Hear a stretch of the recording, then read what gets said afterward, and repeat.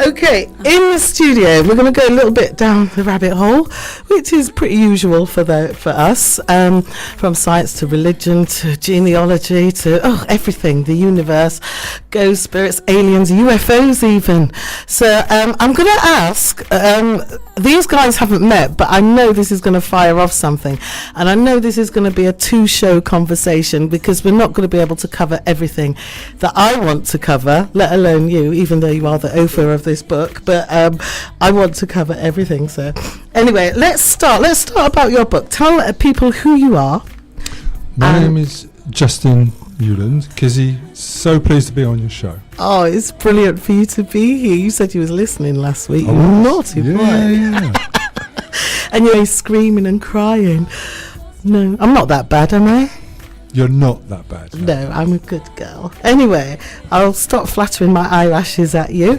You've got a beautiful voice, though. Okay, well, you're going to hear more of it over the next hour, aren't you? It's a good radio voice. Yeah, good. Tell us about the book, because I love genealogy, right. And I've been looking into our ancient history, and we were talking in the back, and I actually believe, this is a strong belief of mine, after all the study, because I love myologies. I wanted to be a genetic engineer at school. I was so fascinated. I saw you did law as well. Yeah, I did law as well. I've done psychology, sociology, law, any ologies you like, for fun. I mean, really, do people do that? Yes, me. Kizzyology. That's Kizzyology, isn't it? The study of other ologies. Oh, that could be a thing. Somebody said the other day, that was it, the Royal Air Force, because we asked them for funding, and then he spoke to his friend and he says, now you've been kizzied. I said, is that a thing? Is that a thing now? I've been kizzied. Anyway, I believe quite strongly that women were rulers before the men, and something went drastically wrong, and then the male energy took over, and you've had the planet now for like 3,000 years or so. I believe that there was a predominant female energy force ruling the planet before the men got involved, and we were discussing this, weren't we? I can believe that. You can tell us why, because you're one of the first men I've met that says, yeah, Kizzy.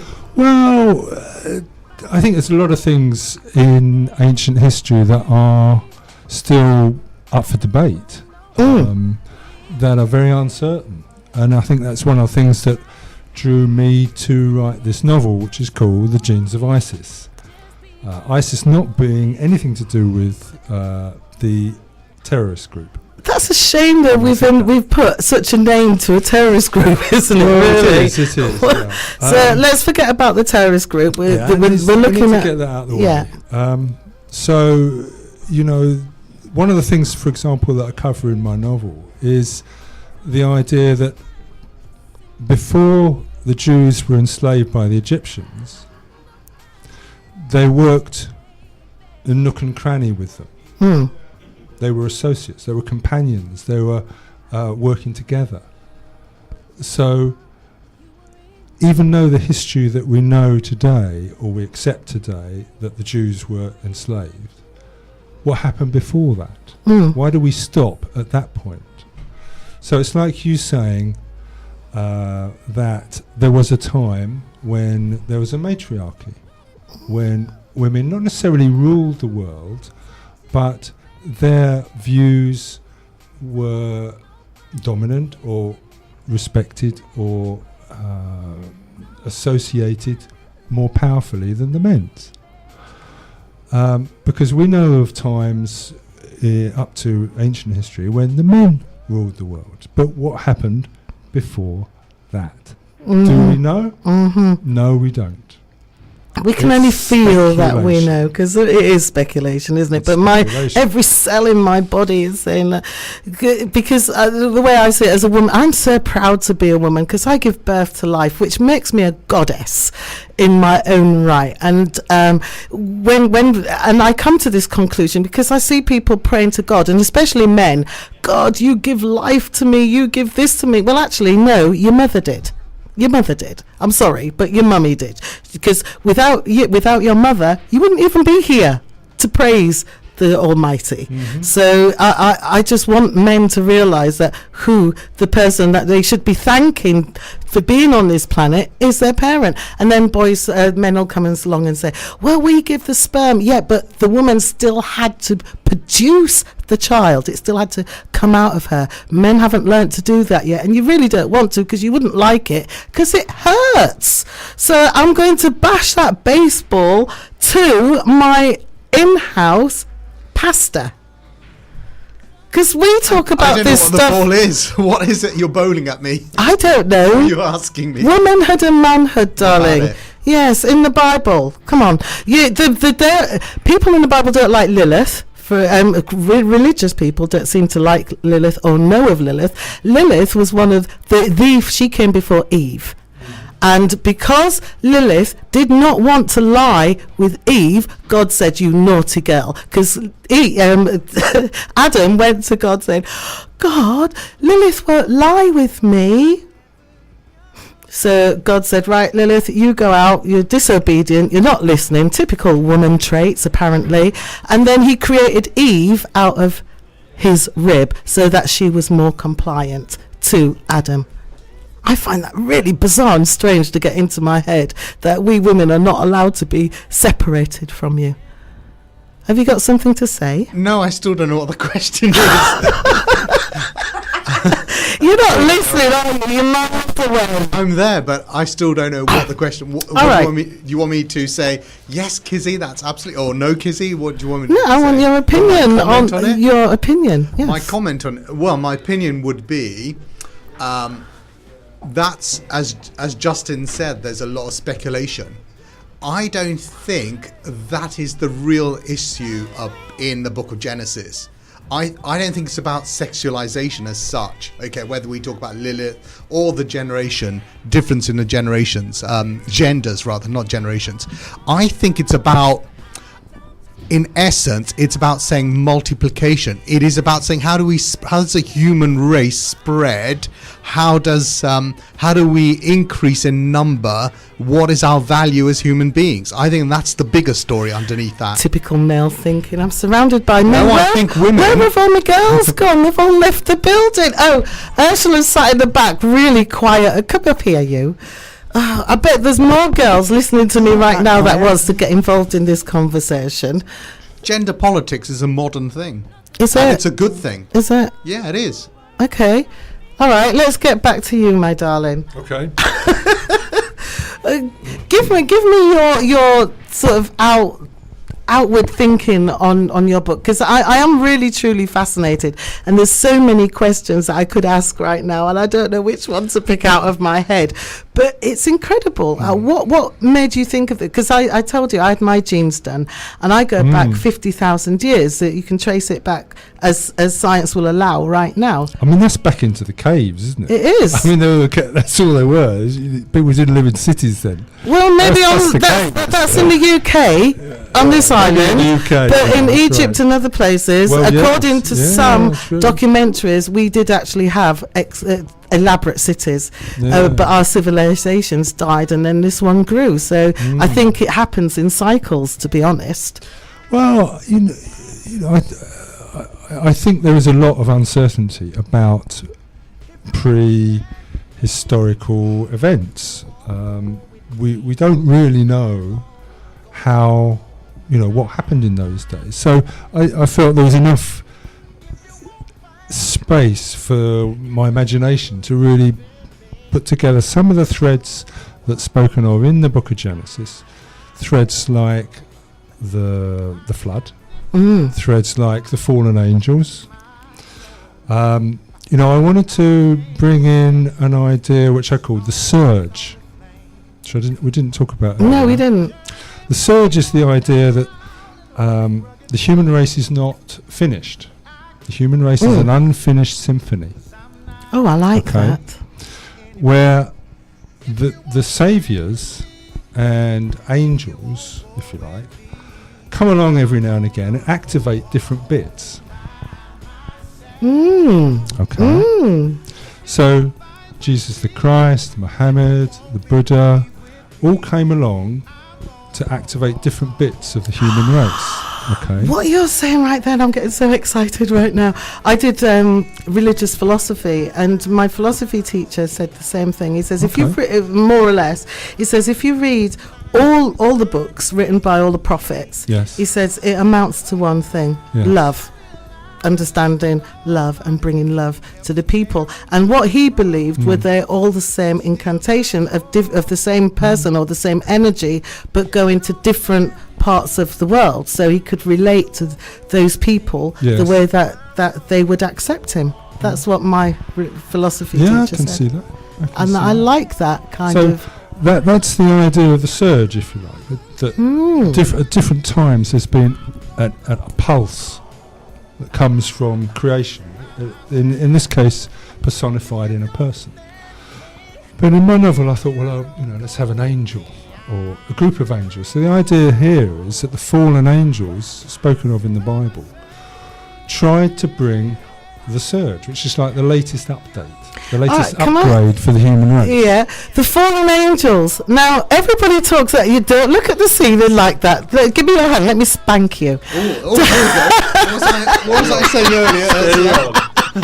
On radio. These goddesses, honestly. Fallen angels. Yeah. Right. I've watched thousands of videos on fallen angels. Nobody has pointed out the fact. Nephilim. Yeah, I'm a fallen angel. You're not a fallen angel, you're female. But how is it nobody has mentioned the fact that these angels actually had sex with, well, they say they laid with women. It says that in the Bible.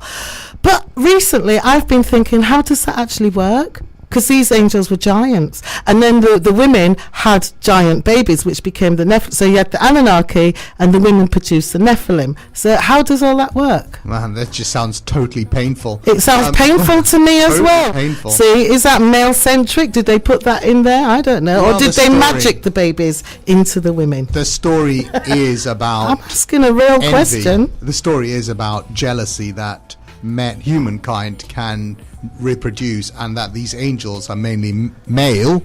They're androgynous, they don't have a sexuality as such, but they really desire that and lust after the women. So the fallen angels have transcended or become something called imminent. That, in other words, they are transcendent to start off with. They're far away in heaven, and they've come down to earth, which is So imminent. do you think they would have become Earth-size when they come down, and then the women just created giants? No, I think how they did could they take on couple? different forms, because it's like Lucifer's described as an angel of light, extremely beautiful. A beautiful man. But and also, if you look at Greek text, because I'm studying looking at one at the moment, and it talks about Zeus and Europa, and the whole kind of current news with Weinstein and everything that's going on. But in the story of Zeus and Europa, he comes as a bull. He takes the form of a bull, and he takes Europa, the goddess Europa, this woman, and she goes, oh, look, it's a really big bull, very strong. And she goes for a ride, and he then changes and holds her captive in the forest and ravishes her. You mean rapes her? Well, I'm sorry, I'm just telling it like it is. I'd say it is, but in the story, she says, it's great, that's what she really wanted. Oh, she wanted to lie with a bull. Yeah, but Okay, it's essentially a story of rape, and it's about the gods doing exactly that. They take these women, deceive them, manipulate them, and then sort of have their way, and these women now become subservient to them. So that's quite prominent in a lot of ancient texts. Yes. And that's where, because the text I'm reading is in Philippians, where it has a right go at that and says why this is totally wrong. So Interesting. Hold that thought, because we are going to visit that. Sorry. Hello, I'm back to you now. I'm loving this tennis so where are we? interviewing. Where are we? I don't know. We are at. Okay, I was talking about the surge. You were talking about the surge, so Yeah. I sort of carried on from and there. giving Digress. you some kind of historical background Yes, for the idea, if you like. So, in the novel, the idea is that the fallen angels bring the surge, but something happens and it goes wrong. So when the human race are inducted with the surge, what comes out are meant to be geniuses. You asked me about geniuses. Yeah, I earlier. said, where have all our geniuses Because gone? Because we're still using the ones from 100 years ago. Excuse me. Sorry. Well, I'm not even sure they were geniuses. Neither am I, but there we go. So they were meant to produce a race of geniuses. That would be a surge, wouldn't it? Do you see what I mean? Yes. But because something had gone wrong, they produced the Nephilim. Ah, okay. Okay. So my story is about how that gets sorted, in inverted commas. I don't want to give any spoilers, but we need to read it, I think. Yeah, that's right. So it's as to how we ended up today, in a way, with the genetics that we've got today, you know, and how it happened. And it's obviously speculation, but using some of these really potent. But if we don't speculate, how do because I mean, thoughts and ideas are not new, are they? Really, they go up into the universe, they come down again. So some people believe, and so theories are good. We're good. It's good to talk and speculate and to imagine, to inspire our minds to think about things. I think. To broaden our own horizons and come to certain conclusions, and then discuss them with people. And you never know, if the wider the discussion is, maybe then we might be able to find the truth out there. Maybe Because in the end, I'd have thought anyone alive today would be interested to have a different view on how they came about. Yes. On how things came to be as they are. Why, for instance, there are so many people in the world. Yes. Now, why are there? Who or what wants so many people? And it's not Amazon, and it's not, Google, right? They just benefit from it. But something wants a lot of people. How has that come about? Has anybody tried to explain it? Interesting. You're giving me more questions Of and course. answers. My course. brain's going to be freaking out tonight. So how can we get hold of your book? Is it everywhere? Okay. It's on Amazon. Yeah. It's in a local independent bookshop in Clevedon, a very good bookshop, Books on the Hill. I would like to say that. Excellent. And it's available, on Amazon. You can see it on Goodreads, which is a well-known review place. And it's called it's £9.99 and it's called The Genes of Isis. And That's right. I think it would be good for people to get, maybe as a present or a gift to somebody who's curious about history, distant history, genetics, all that kind of stuff, and just have a read and get your mind working and inspired and start thinking. Like I said, I don't know where all our thinking people have gone. There's a thing in here you were talking about. The menopause last week. Yes, okay. I was, yes. There's a thing in here about the origin of gardens. Okay, in the gardens of Babylon, hanging gardens. Yes. Because in those days, in my book, I speculate that every city had hanging gardens. And the idea was that a woman who was in confinement, you know what in confinement means, would literally go to those gardens for the duration of her confinement, and that's where the word comes from originally. Menopause, so they're pausing for a moment. Not the menopause, right. Confinement, pregnancy. Oh, pregnancy. Because the idea was, in those days, that impressions were really, really important, and that what the woman processed through impressions would pass on to the child. So they wanted to surround them by beautiful things, so they built the gardens. I like that. Why don't we do that anymore? Obviously, there's logistics in being in gardens for 9 months, but that was the idea. So there's things like that in the novel, where there's these gardens and what they were used for, and so it's not just about genetics, but there's a world that was built in those days, and I tried to imagine what it was like, as an author would do. Wow. Okay. Are you like the authors we see on TV? Do you sit in log cabins with a fire burning and a bottle of wine on your table, an old-fashioned typewriter clinking away? No. No, all right, fine. No, it's laptops. It's laptops Microsoft and Word, Macs. Oh, boring. You're not feeding my fantasy. All right. Sorry. But I do love your book. So the Genes of Isis by Justin Newland. Please go out and get it.